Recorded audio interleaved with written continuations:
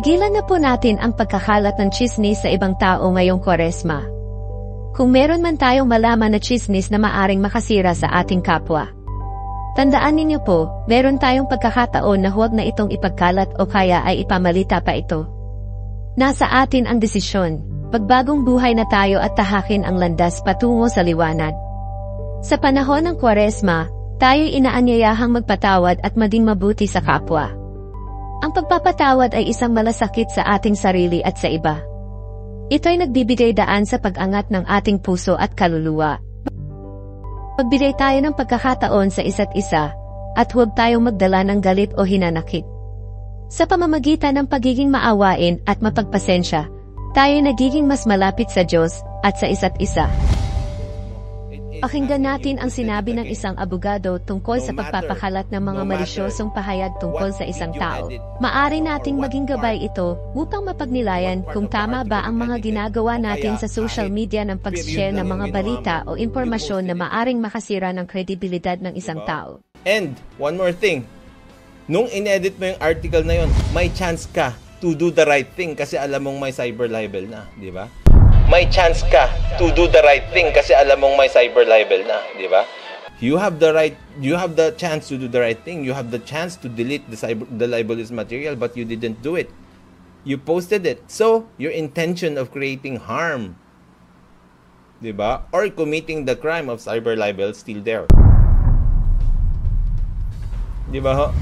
You have the chance to do the right thing. You have the chance to delete the libelous material, but you didn't do it. You posted it. So, your intention of creating harm, diba? Or committing the crime of cyber libel still there. Kung meron man tayong malaman na tsismis na maaring makasira sa ating kapwa. Tandaan ninyo po, meron tayong pagkakataon na huwag na itong ipagkalat o kaya ay ipamalita pa ito. Nasa atin ang desisyon.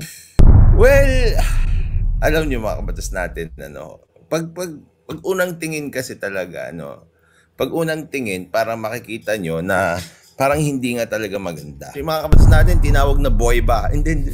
Dapat di ko pala baliktarin yung mga pangalan na yan kasi kahit konti lang yung mga sinasali ko na hindi naman na libelous minemekos-mekos pa rin eh. Ito na lang, tinawag na baboy. Oink, oink. Ay, hindi ko rin sinabi yung oink, oink.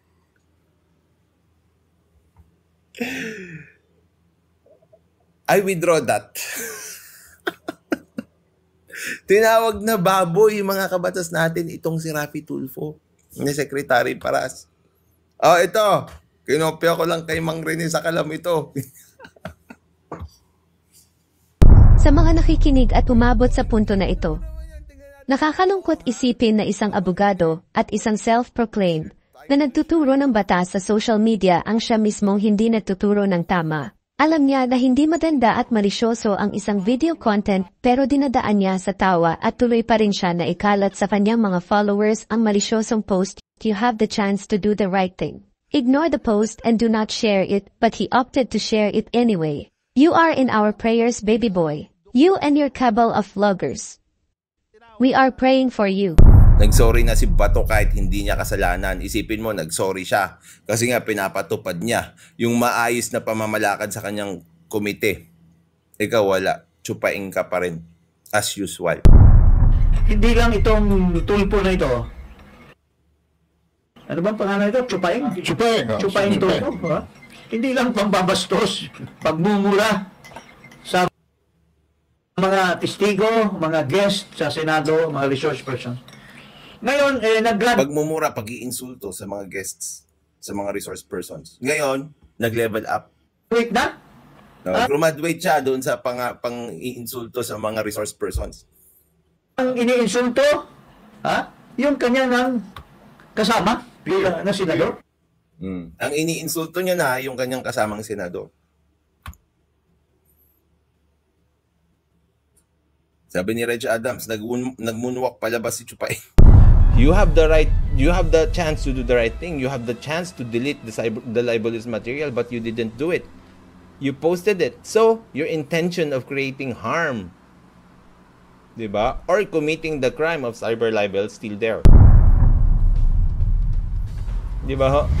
You have the chance to do the right thing. You have the chance to delete the libelous material, but you didn't do it. You posted it. So, your intention of creating harm, diba? Or committing the crime of cyber libel is still there.